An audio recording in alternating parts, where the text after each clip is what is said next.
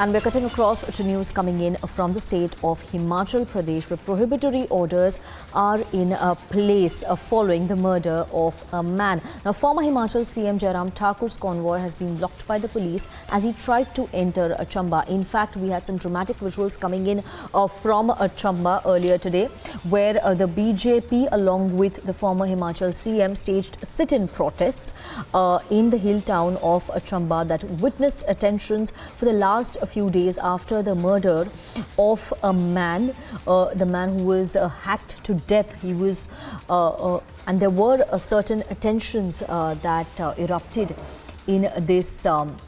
We have Amandeep. We have Amandeep joining us live, and he will report live from Chamba. But before that, let's listen in to what former Himachal Pradesh Chief Minister said.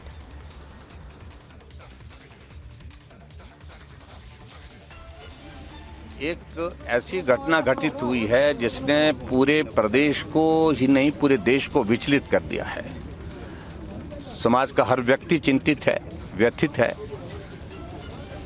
मनोहर की हत्या होती है, उसके 8 टुकड़े शरीर के कर दिए जाते हैं। एक नौजवान जो अनुसूचित जाति से संबंध रखते हैं, हिंदू परिवार से हैं, और ऐसी घटना घटित होने के बाद पूरे इलाके में एक रोष का, आक्रोश का एक माहौल है। परिवार में एकमात्र वो कमाने वाला लड़का था। माँ बाप बुजुर्ग है, बहनों की शादी हो गई है। हमने सबने तय किया, हमारी पार्टी ने तय किया, भारतीय जनता पार्टी ने, कि हम परिवार के सदस्यों को मिलने के लिए जाएंगे। हम आज मिलने के लिए आए हैं, लेकिन सरकार ने हमारे सामने धारा 144 लगा करके हमारा रास्ता रोक दिया है। और हम कह रहे हैं कि हम पूरी जिम्मेवारी के साथ कह रहे हैं, जो गाड़ियां हमारे साथ आई है उन गाड़ियों में जाएंगे, कोई गाड़ी से उतरेगा नहीं, कोई गलत बात करेगा नहीं, और परिवारजनों को मदद करने की हमारी मंशा है। जैसा हमारे पार्टी के सम्मानीय अध्यक्ष डॉक्टर राजीव बिंदल जी ने कहा कि हम परिवार को भी थोड़ा मदद करना चाह रहे हैं आर्थिक दृष्टि से, जिसकी घोषणा की है यहाँ पर उन्होंने। इसलिए हम अपनी संवेदनाएं व्यक्त करने के लिए, मदद करने के लिए, इस दुख की घड़ी में हम उनके साथ हैं, इस बात के लिए यहाँ पर आए। लेकिन इस प्रकार से वहाँ जाने से रोकना, मैं समझता हूँ कि कतई भी तर्कसंगत नहीं है। जब हमारा रास्ता रोक दिया गया, हमारे सामने और कोई रास्ता नहीं रहा, हम यहाँ धरने पर बैठ गए हैं। और मैं उम्मीद करता हूँ कि मैंने कहा अधिकारियों से कि आप प्रशासन के जो और गवर्नमेंट के साथ बातचीत करिए। हमारा रास्ता रोकने की इस तरह से आवश्यकता नहीं, हमें जाने दिया जाए। परिवार से मिल करके हम उनको सांत्वना देने के लिए आए हैं। तो मुख्यमंत्री को आना चाहिए था, मुख्यमंत्री आए नहीं अभी तक, जाना चाहिए था उनको। और मुझे लगता है कि उनका कोई सरकार का कोई प्रतिनिधि भी वहाँ पर अभी तक गया नहीं। Amandeep is joining us live from Chamba. Amandeep, you are at the location, in fact, where the flare-ups took place in the last couple of days. If you can explain to our viewers what is the situation on the ground right now.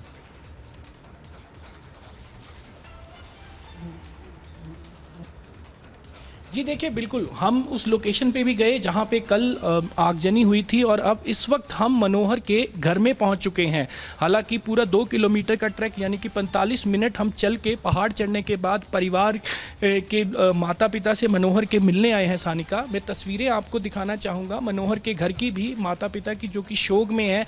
जो 6 जून से इनका बेटा लापता है, उसके बाद ये खबर आती है कि उसकी जो बॉडी है वो उस एक बोरी में मिलती है जिसके टुकड़े हो चुके होते हैं। उसके बाद से माता पिता का इकलौता बेटा, 3 बहनों का एक भाई, अकेला परिवार में कमाने वाला। मैं कैमरा पर्सन से कहूँगा ज़रा घर की तस्वीरें भी दिखाए कि किस हालात में मनोहर और उनका परिवार रहता है यहाँ पे, क्योंकि ये देखना बहुत ज़रूरी है। जिसको इतना ब्रूटली मार दिया गया है, आखिरकार किस परिवार से वो बिलोंग करता था। मनोहर एक इकलौता कमाने वाला था, घोड़े चरा के वो अपने परिवार का इकलौता कमाने वाला बेटा था। हम बातचीत करेंगे इनके परिवार से भी। पहले माता जी से हम जानना चाहेंगे कि 6 तारीख को जब मनोहर घर से गया था, कहाँ गया था, क्या बोल के गया था? बोले घोड़े आने, अधवारी के ना घोड़े आने, फिर कामा बोड़ गाने अपने चाचू रे घोड़ ढूंढने, तक घोड़े आने रास्ते में या ते ना बकरवाल शरीफ फिर घर का गेब हो गया। फिर असु जो पता लगा बुध है शाम 6 बजे मेरी मनोहर रा पिता गया तो अपना नहीं मिला, मेरी सारे तो अपना लागे नहीं मिले, मेरी ओरी पेरी परिवार मैं सबते फोन किए जे मनोहर तुम्हारे घर तो नहीं आ, मनोहर गरीब हो गया, मनोहर कूद गया, मनोहर रे घोड़े बकरवाड़ी घर रखना मिले, मनोहर ने ना फिर सारे फोन किए, सारे परिवार पता कर लिया जे मनोहर को सरे घरे ने ना किस फिर मनोहर रे पीते गए करे थाने रिपोर्ट दे देती, फिर सारे भाईचारा सारी पुलिस सारे प्रधान मेंबर तो पाना चले, फिर मनोहर जो मिलना तो शुक्रवार जो मिलना बुरी बुरी हाले कारी कर रखो ना, बुरे बुरे पानी हेड दबा कर रखो ना, 3 जगह रखो ना मनोहर तो बुरे बुरे हाल रखो ना, तो मनोहर रा बाटा बे सरकार और पुलिस और भाई बंधु सारे बस यही मेरी मिनती नहीं सारे का ना, जो मनोहर रा बाटा सही लेन फांसी बस, जैसे हम तड़फे रहे और नहीं तैसी दूसरी मामा तड़फे, जैसे ही रो रहे उन्हें तैसे दूसरे परिवार मत रोन, आ क्या के बेटा कुछ पाने के तो कारणों कुते के तो कारण वही बीमार भी भोले तो पेठी भी कोई चुकने थे, अस्पताल भी कुछ लेने पानी भी कुछ देने, इंदे बाहर तो बड़ी मुसीबत नहीं, जब अब सारे सरकार और देश पे गए ना मेरे मनोहर रे बाप भाई कोई अंकल कोई ताए चाचे तो बस मनोहर रे बदला यही लेन बस, उस तो मैं बाबा कुछ नहीं लिया आई तो रोने रही है, पर तो अपना सारे कहना एक रिपा नहीं जे बस फांसी चढ़नी चाहिए मनोहर रे खूनी पिता से भी बात करेंगे क्योंकि माता जी का ये कहना है कि फांसी एक इकलौता जस्टिस है जो कि ये जस्टिस सर्व होगा फैमिली को, क्योंकि ये लगातार डिमांड कर रहे हैं कि उसको एक ही सज़ा मिलनी चाहिए। जिस तरह से मनोहर का कत्ल किया गया, वो इकलौता बेटा था, वो इकलौता परिवार को संभालता था, उसके जाने के बाद परिवार को ऐसा लग रहा है कि उनके सारे रिश्तेदार चले गए, उनकी जो बुढ़ापे की लाठी है वो चली गई, कमाने वाला घर से चला गया, और मनोहर का जिस तरह से कत्ल हुआ 6 जून को, उस तरह से कोई भी आगे इस तरह की घटना ना आए। पिता से भी हम बात करेंगे, उनको जानेंगे। तो फांसी की सजा की डिमांड कर रहे हैं आप, इससे उसको फांसी होनी चाहिए, जिसने मेरे बेटे का कत्ल किया उसको फांसी, और 7-8 बंदे हैं वो पूरा परिवार शरीफ का, उन्होंने मेरे लड़के का कत्ल किया, उनको फांसी चाहिए, फांसी। लेकिन इतना बेरहमी से मारने का कारण क्या? कोई पता नहीं, कोई पता नहीं क्या उनका प्लान था, उनके प्लान का पता नहीं, बेईमानी को प्लान का मुझे कोई पता नहीं है। इतना पता होता ना तो उस रास्ते की लाता में हमारी अधवारी रहती, 6 महीने जाते ऊपर, 6 महीने नीचे रहते हम, तो 15-20 दिन मैं था अधवारी में भी, 4 दिन भेजा मैं लड़का, और आता जाता रहता था। तो सोमवार जो गया शाम जो, तो मंगलवार जो नहीं आया घर मेरे वापस। आपने पुलिस में कंप्लेंट की थी जब वो वापस नहीं आया, घोड़े चराने गया था? वो वहाँ पे नेटवर्क नहीं है ना, फ़ोन नहीं चलते ना, मैं सोची तो ऊपर है होना, तब मेरे को पता लगा ये ऊपर नहीं आया वापस। बुधवार को लगा कोई 4-5 बजे में। आपकी चीज़ को मुझे अपने दर्शकों को ट्रांसलेट करके भी बताना होगा, क्योंकि आप लोग बहुत लोकल भाषा में बात कर रहे हैं। तो इनका ये पिता का ये कहना है कि जब 6 तारीख को मनोहर ऊपर गया था घोड़े चराने के लिए, उसके बाद जब शाम तक वापस नहीं लौटा तो पिता उनको देखने के लिए वहां गए, वहां सिर्फ घोड़े मिले, मनोहर नहीं मिला। ऊपर ना फ़ोन का नेटवर्क होता है जहां पहाड़ पे वो घोड़े चराने जाता है। उसके बाद से इनको ये टेंशन हो गई कि आखिरकार मनोहर गया तो गया कहाँ। आसपास के लोगों से इन्होंने पूछताछ करने की कोशिश की कि मनोहर कहाँ है, लेकिन किसी को कुछ नहीं पता। आगे भी इनसे सुनते हैं। तो उसके बाद फिर आपको कब पता चला कि मनोहर का इतनी बेरहमी से कत्ल कर दिया गया? मैं उधर गया ना, मैंने बोला मेरा मनोहर कहाँ गया, घोड़े इधर है, बोले मनोहर नहीं आया था, मेरे घोड़े इधर, पूरे दिन घोड़े रहे जहाँ से मनोहर गुम हुआ था। तब मैंने पूछा, फिर मैंने रिपोर्ट की, पुलिस को रिपोर्ट किया आप? हाँ जी, वीरवार मैंने पुलिस को रिपोर्ट की, पुलिस आई, वो नहीं मिला, भी शुक्रवार उसकी डेड बॉडी मिली, शुक्रवार को है। इनका ये कहना है कि इन्होंने बहुत ढूंढा, 2 दिन तक वहीं उसी लोकेशन पे घोड़े मिले लेकिन मनोहर नहीं मिला। उसके बाद 2 दिन के बाद इन्होंने पुलिस को रिपोर्ट की। पुलिस को रिपोर्ट करने के बाद 9 जून को यानी शुक्रवार को मनोहर की डेड बॉडी मिलती है। तो डेड बॉडी मिलने पर पहचान कैसे हुई? क्योंकि हमने भी देखी वो तस्वीरें, वो दर्दनाक तस्वीरें डेड बॉडी की। तो मनोहर की पहचान कैसे हुई? उसका चेहरा भी खराब था, उसका शरीर भी काटा हुआ था। दांत दूर पछाड़ देना, मेरे लड़की के दांत देना, मेरे को पता था मेरे लड़के के ये भी था। एक माँ तेरा कंगन पे औरत है कने होर क्या बात जे बूट मिला थे सिर जे तेरा पे औरत है से बूट मिला पर जे उसको पहना हो रही थी से अलग जे ते सिर एक बूट फेंक दी था एक तेते में लिया ते बड़ पछाण तकन ए पे था माते दा कंगन बस ए बड़ पछाण। मनोहर की पहचान, उसकी बॉडी इतनी बुरे हालत में थी कि उसकी पहचान होना चेहरे से नामुमकिन था। तो परिवार ने उसका जो धागा बांधा हुआ था हाथ पे, उससे पहचान की कि ये मनोहर ही है, ये मनोहर का ही डेड बॉडी है। अभी पुलिस ने, हिमाचल की पुलिस ने काफ़ी लोगों को गिरफ्तार कर लिया है। गिरफ्तार करने के बाद उनकी पूछताछ भी चल रही है। क्या आप इस सारी कार्रवाई से संतुष्ट हैं, सरकार की कार्रवाई से, पुलिस की कार्रवाई से? हाँ जी, जो आरोपी है ना 7-8 बंदे, उनको फांसी होनी चाहिए ना। उन्होंने मेरे लड़के के साथ बहुत बुरी मारी हालत की है, बहुत बुरी हरकत की है, उनको फांसी।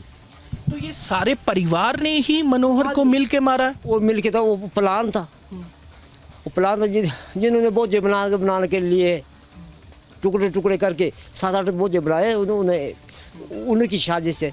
हाँ जी, बाकी तो था ही नहीं परिवार को। क्या संदर ही है नेरे जिया जिया मनोरे री हालत के जिया कट्टा मनोर क्या संदर थी तेस कौन कर सकना जी तेने क्या ना तेना कना पुलिस जुगती हाले ते कर भी पूछ ले जो होर कौन बंदे ने पूछ ले जिया जिया मेरे मनोरे हालत के देने कोई संदर कैसे ने तेने।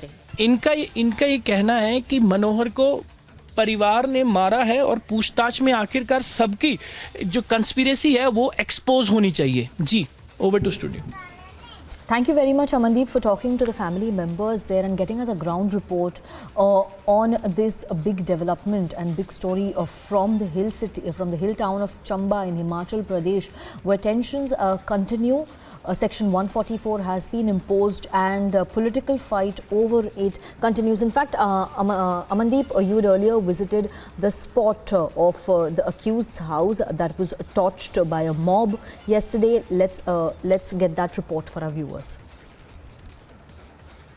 In Chamba Hindu boy brutal killing case, now the police has been deployed and the security has been beefed up in the area just because the mob had torched the house of the accused Muslim family. And even the administration has imposed the section 144 and nobody is allowed to hold any kind of congregation or gathering. Right now we are reporting from the ground in village Singni where the house has been torched by the mob. And in fact you can see the visuals. The police force has been deployed here and in fact the damaged house is also very much visible, and this was the condition. And even the administration, the entire police is on ground and taking the stock of the situation. Just because the entire matter is turning to be sensitive, now it turned out to be the violence between two communities. And yesterday the people who angry against the murder, the brutal killing, the Manohar Lal boy, Hindu boy that has been chopped into the pieces, and in fact later he was sacked and stuffed in a sack and thrown into the river. And later on 9th of June his body has been recovered. After that the mob, the people nearby the areas are angry.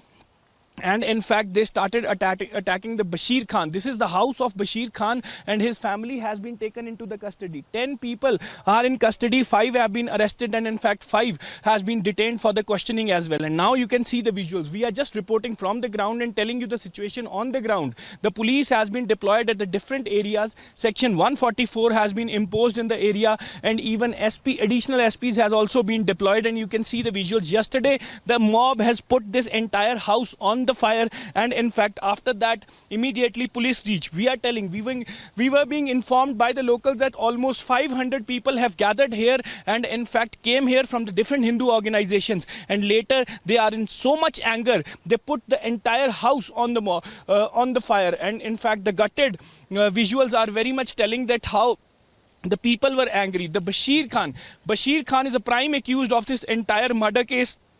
And he was staying here with his family, and now Bashir Khan is in the custody of police, and his family has also been detained for this killing. Manohar Lal was in relation with the sister of Bashir Khan, due to which he was brutally murdered and chopped into the pieces, and body has been thrown into the river after stuffed into a sack. So after that, the situation in Himachal Pradesh, Chamba, has turned out to be the sensitive, and in fact this is the village Singni where the entire incident has been reported. This is the native village of accused Bashir Khan, which has now, the house has been turned into the ashes, and even the Bashir Khan is in the custody. The police is deployed, shops has been closed, congregations are not being allowed, police is visible at every road and every spot, and in fact the situation is completely sensitive in Himachal Pradesh so far.